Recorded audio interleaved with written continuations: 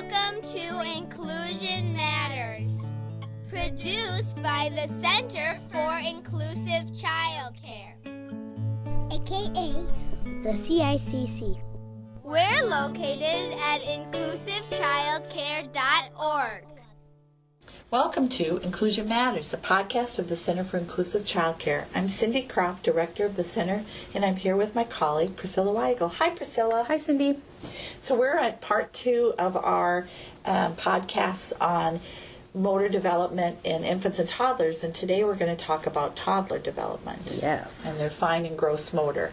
And sort of also, besides what we might see typically, we're also talking about some of the atypical maybe development that we want providers to be aware of so that they can have a sense of what they should possibly talk to parents about in case there is a need for referral or intervention. Right. So sort of covering the age group now, we went up to 12 months, so we're going to look first at the 12 to 18-month-old range. Mm-hmm. Cute time. Oh, so much fun. Yeah. And continued on the explosion of growth. They're like a sponge. They're soaking up everything. If we think about kids at this age, we see some behaviors, developing because they are interacting with the world more, and they're also figuring out that their behavior can influence others and others' behavior. And so you might see some challenges with just, children kind of exerting their own control a little bit on things, but that's what we want to see. We want to see them just figuring out that they are a little human being that has a say in the world. Mm-hmm. So from 12 to 18 months, really what we want to see is that child starting to move forward. We hope that they are by now very savvy crawlers and have already been doing the pulling to stand and cruising furniture and also taking those steps forward.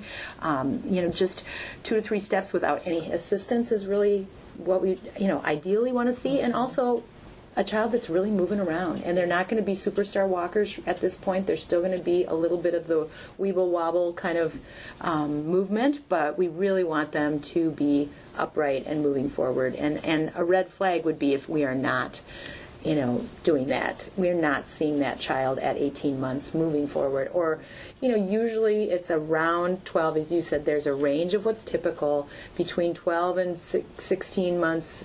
It can be a range of how savvy your child is going to be at walking, but by 18 months, we really need to be seeing them upright and walking. And in terms of fine motor, we would expect at this point that children would really be able to pick up and bring things to their mouth and really be able to manipulate, for instance, be able to take a ball and put it in a tunnel and have it run through, and be able to move little more finer items, smaller items with their fingers to some degree, not with complete accuracy, right? But to some degree. And they may have a preference for their favorite toys.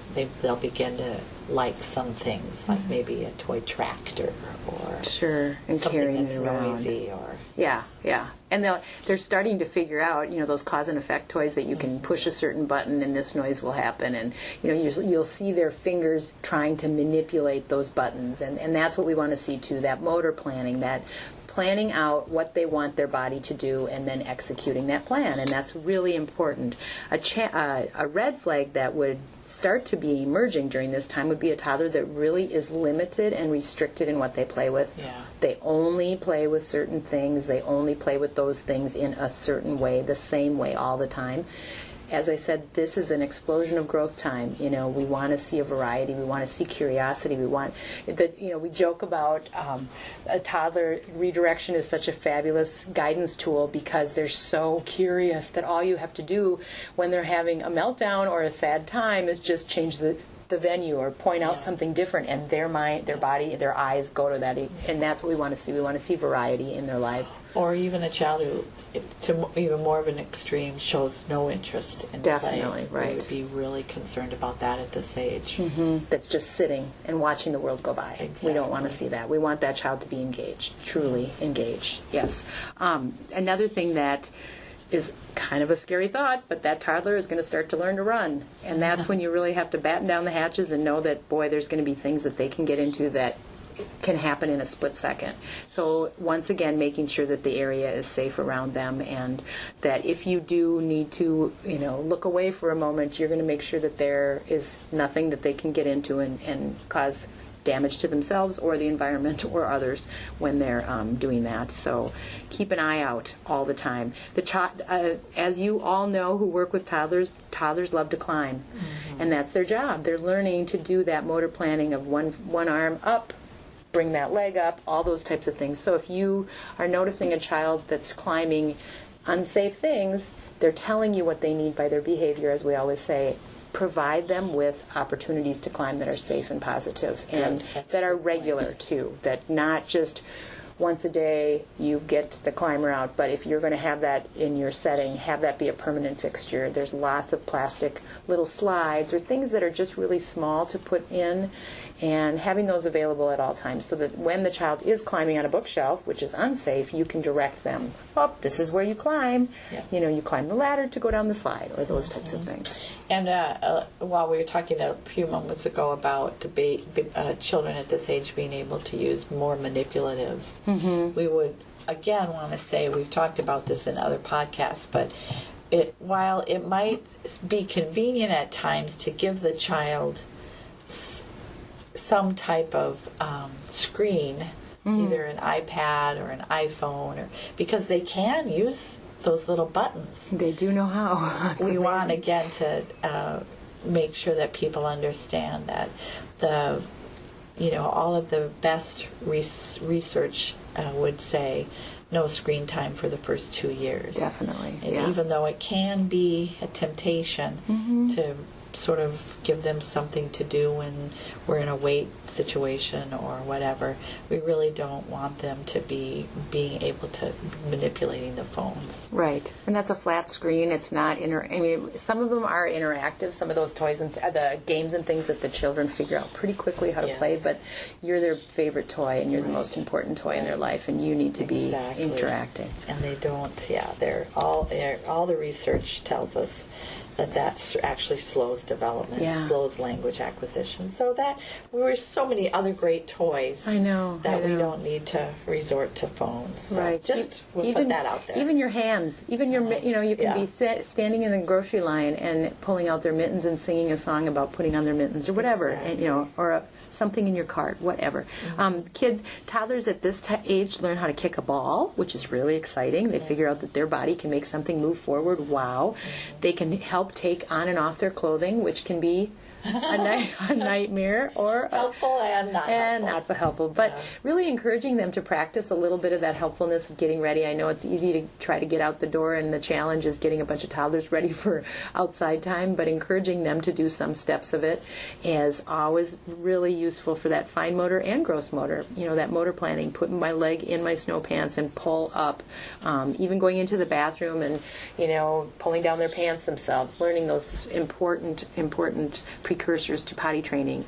They're learning how to scribble with crayons. They're learning that, this thing in my hand makes a mark on that paper, giving them opportunities to hold crayons and things that are, not permanent markers, as you all know, because that doesn't make it safe for them, but they're learning also to feed themselves, and so giving them opportunities to do that, giving them foods that are cut into safe bite-sized pieces, but that they can scoop and try to scoop with a spoon, using spoons that are bigger in the handle so that their little chubby toddler hands can grab them and have a firmer grasp on them is really useful too.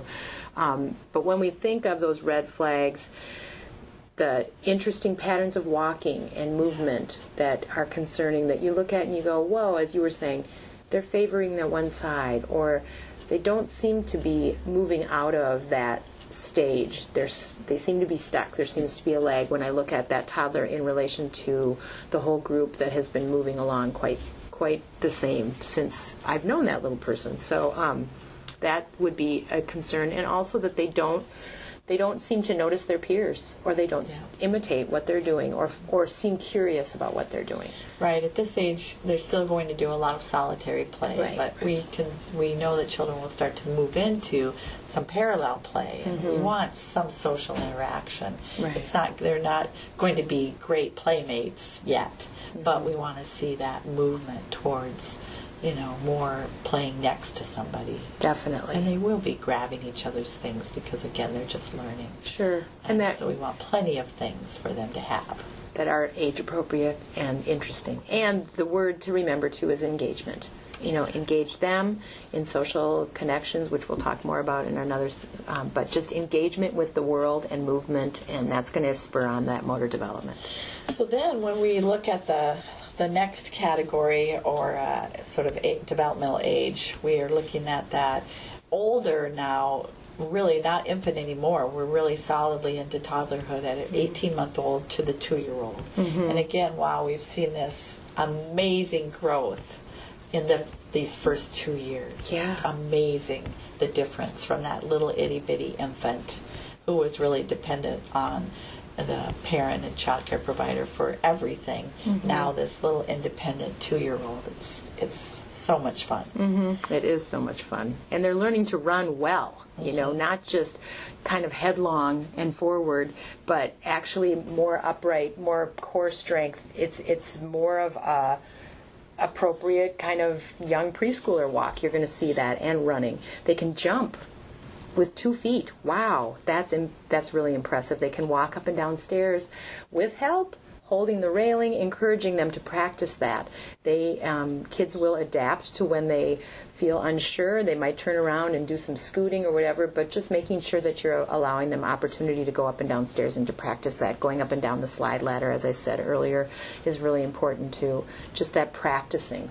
Giving opportunities for development is really key. Oh, yeah, and within, again, the child care environment, we want to see lots of gross motor opportunities to engage. So, whether it's marching or, doing, holding hands and moving in circles, and all the different things that you can think of to do with songs that help children keep moving and using their feet and using their arms. Mm-hmm. All of that's so important, so that they keep moving, keep using energy, but also helps them in their coordination and development and peer interaction, sure, and social development. So all of that is very, very important. We don't want kids sitting all day at a table. No, they miss out on so many opportunities to explore and engage. And the concern, the red flag, really would be that toddler that doesn't show interest in any fine motor activities. So things like stacking blocks and knocking them over, that's a great cause and effect activity that is so interesting to many, many toddlers. And the child who doesn't seem to really want to try that, or is adverse to you getting them to be engaged in things like that. Coloring is an interesting. Puzzles. Puzzles are a great thing. They have wonderful early puzzles with the little knobs on them to get started. And a child that doesn't show any interest into that, or putting things together, or putting objects in buckets. When you see a child that's not engaged or interested in those things, that's a red flag. They're the toddler, once again, who has that limited interest, that kind of perseverative behavior where they seem to be going through the motions. The child who's just has the dolly on their lap and they're just maybe tapping the spoon on the baby's mouth, but they're not really pretending to feed the baby. Exactly. That imitation we should be seeing too. So with motor activities, it's just really important to make sure that, once again, that child is engaged in practicing using their whole body. Right, exactly. So finger plays, dancing, any of those things, and they're watching you and the way you move, and they're trying to mimic that. We want to see that. And so at this age, too, we might be aware of maybe if a child is refusing to participate, let's say in some kind of finger play, finger painting, or something with gooiness, or we might, again, in our observation and recording, be aware of sensory preferences. And while we're not saying that we're going to look at a sensory processing disorder, we do want to be aware of, is there a pattern here of a child that refuses different kinds of textures or feelings or senses when they feel things. And we want to be recording that again, just so it helps us understand both behaviors and the child's ongoing development. Definitely. There are some kids who just don't want to touch pudding. Sure. But is it more than that? And Right. that's where our keen observation and recording is very, very important. Right. And we always look at that learning, communication, and social interaction. And so when you see those red flags, really fine-tune, watch, document, through your observations, noticing all those important milestones, and see if that's happening for every child, that they're communicating, that they're really learning new skills. And that's, when we look at fine motor and gross motor, that's so important. Great. So that's wonderful, Priscilla. We will continue this conversation on infants and toddlers, and our next podcast will look at social and emotional development. Great. Thank you. All right. That's all for now.